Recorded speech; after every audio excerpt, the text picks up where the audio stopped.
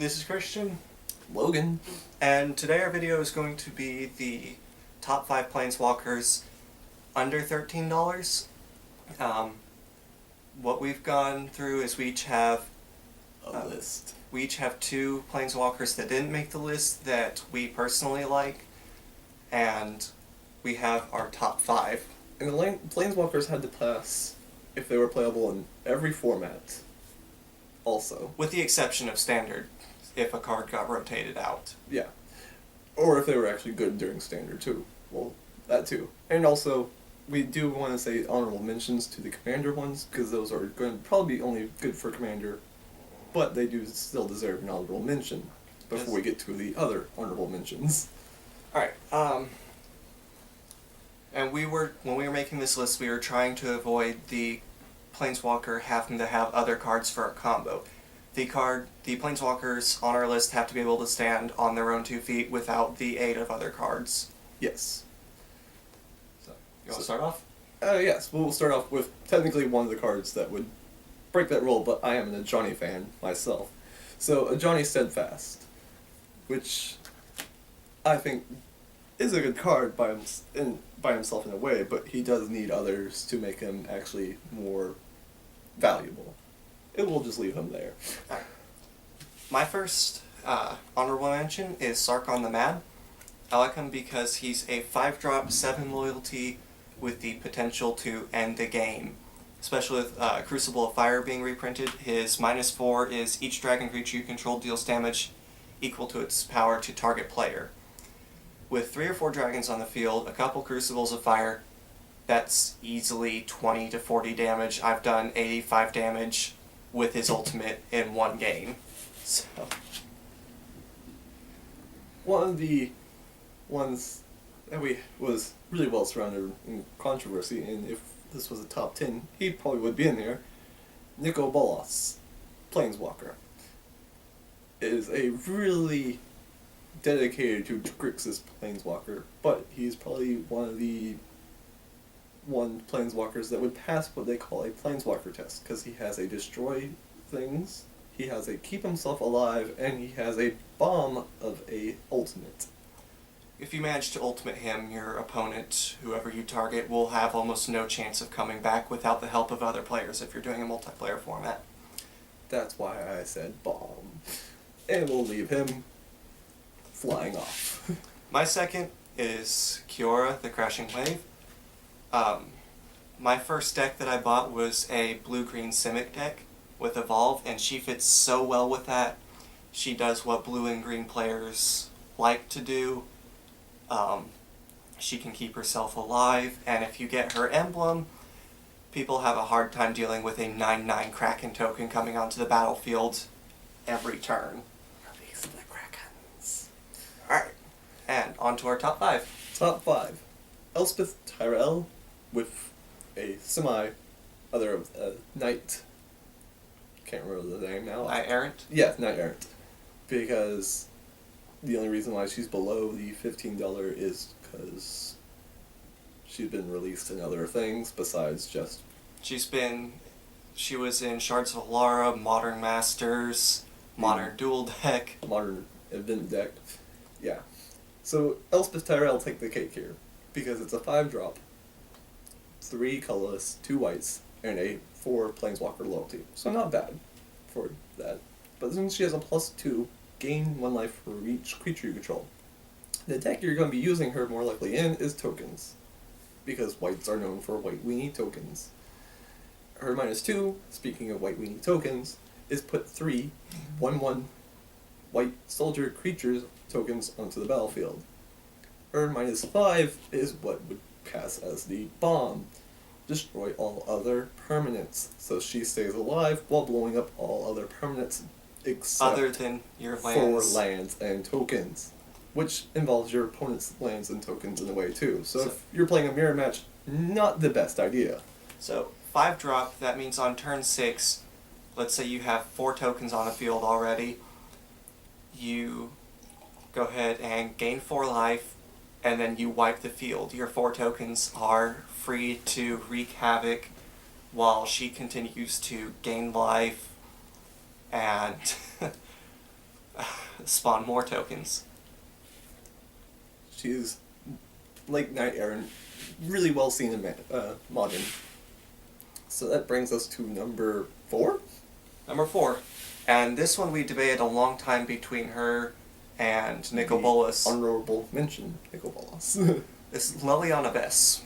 3 colorless, 2 black, starts off with 5 loyalty. +1, target player discards a card.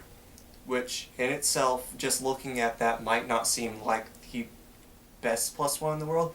But you have to realize by the time you drop her, your opponents are going to be holding high-cost cards in their hand, their game enders, their combos. They'll be fizzling out also in a way, because they'll be having not as much gas in their hands, aka cards, and they'll have maybe 1 or 2, and you're making them discard something that they really want to use, more than likely.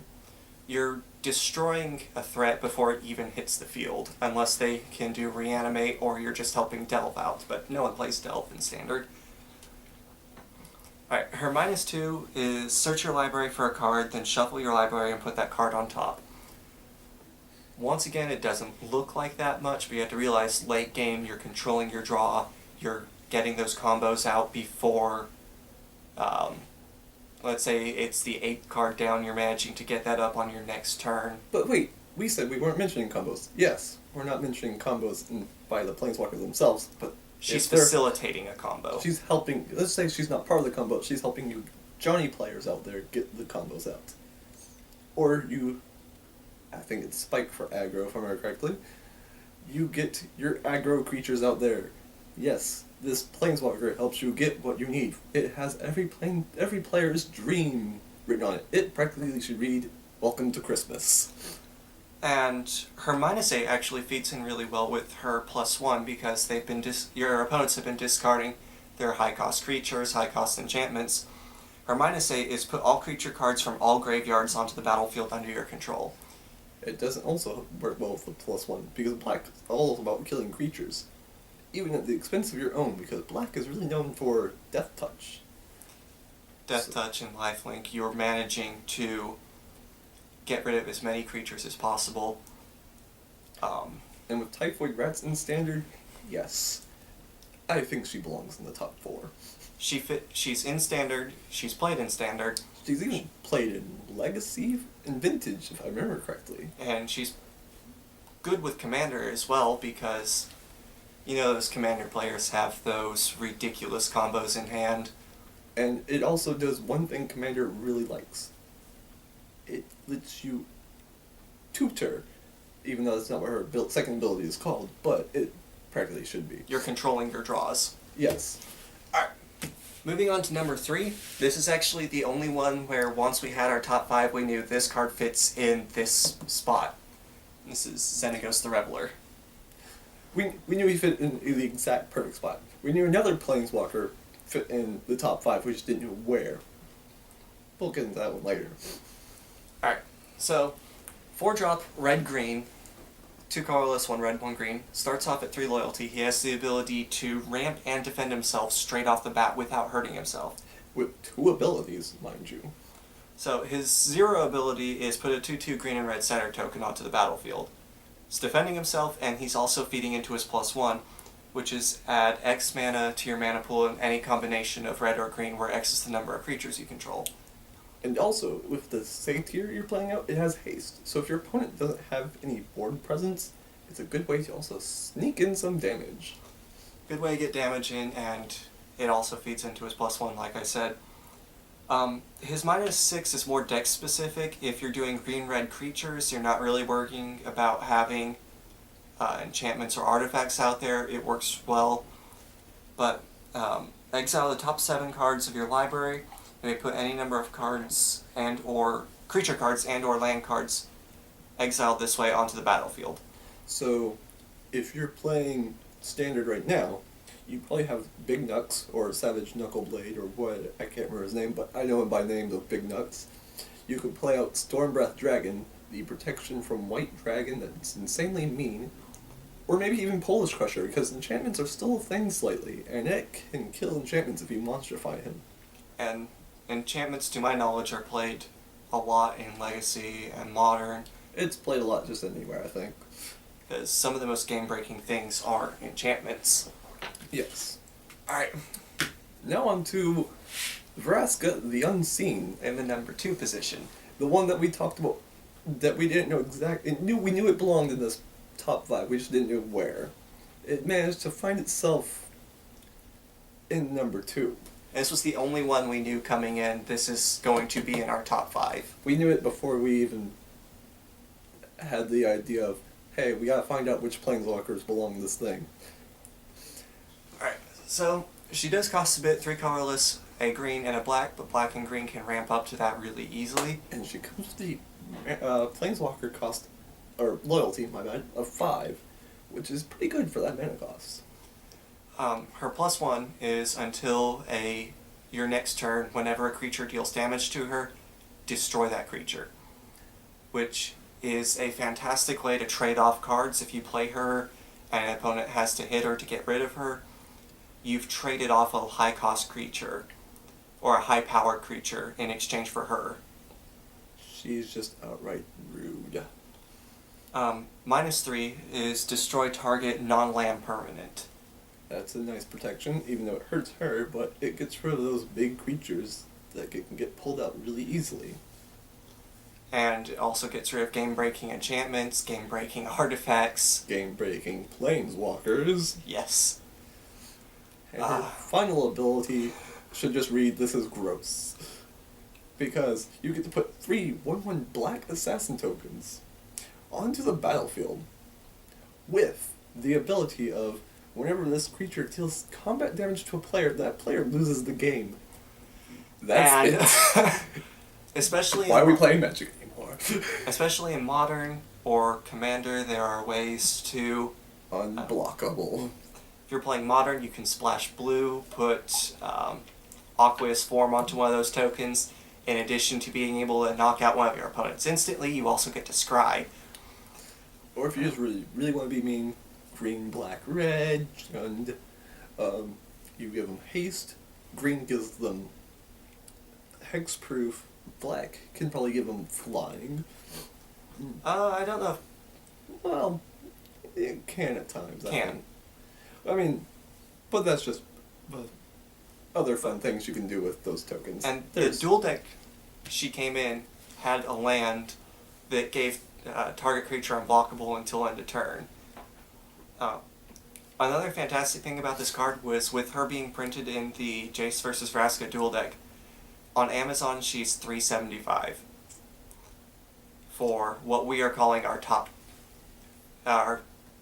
number 2 card in our top 10 or top 5. Sorry.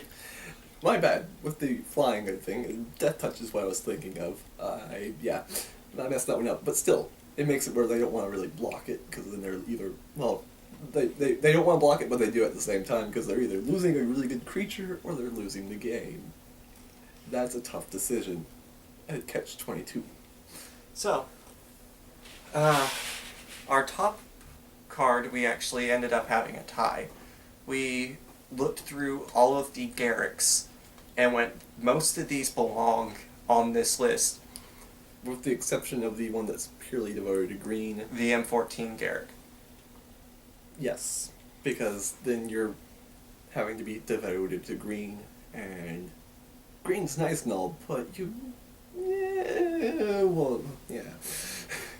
No offense to you green players. Well, I mean, one of these fits in with green really well, but it can also go in a dual-color deck without causing some trouble. We'll start with him first. This is the one that I'm considering, I think, you as well, as this would be the lesser of the two, but Garrick Wildspeaker. Why is he on this list, you ask? Because he has 2 ways of protecting himself. His +1, untap 2 lands. It could be any lands.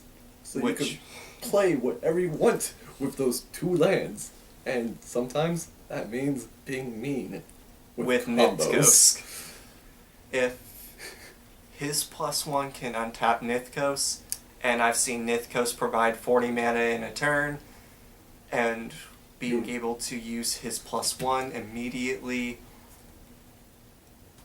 Yeah, Ravnica land, Nithcos, Wildspeaker. Yes, we said no combos, but that one can't be helped. That is just beautiful. When we say Ravnica land, for the newer players, we're not meaning Return to Ravnica. We mean the actual... Look at your history. There's a set called Ravnica. So, It's pretty dang cool. some of the lands from there, you would play them, bounce a land back to your hand, but those would enter tapped, but they provide 2 mana instead of just 1. 2 for the price of 1. What is called value. So if you're playing him in a red-green or green-white, John them out. you have the ability to Nithkos or whatever you want. His ultimate, I personally don't think is much to get excited about. It's creatures you control get +3/+3 and trample until end of turn. That can win you the game, but In a tight spot. the main reason I've seen him played is solely for his +1 comboed in with Nithkos. Legacy, he's insane. I have seen it. A Legacy deck do Super Friends, and it uses basic lands, which Legacy Vintage, you're sitting there going, you're playing it wrong. It actually works out pretty well. It just got, I think, well, I've seen a 70% chance it working really well, because there is a lot of hate on mana and stuff like that. But it does make it where it's insanely hard to keep up. And I don't know if we covered the -1, but that puts out 3/3 Beast, which can protect the Garruk. But playing green, you're probably not going to have that problem. Yeah. Now we get to what we called the number 1 of the Garuks. And some of y'all, please argue with us in the comments section. We're always looking to learn, but this one a lot of people are going to hate us for. The Apex Predator, the hunter of them all. The reason, I mean, a lot of people hate him is because he's a 7-drop, but And he's green-black, and they're complaining that he's a 7-drop. you can ramp into I him. think you're playing it wrong if you're complaining about him being a 7-drop than if you're in green. But that's just me.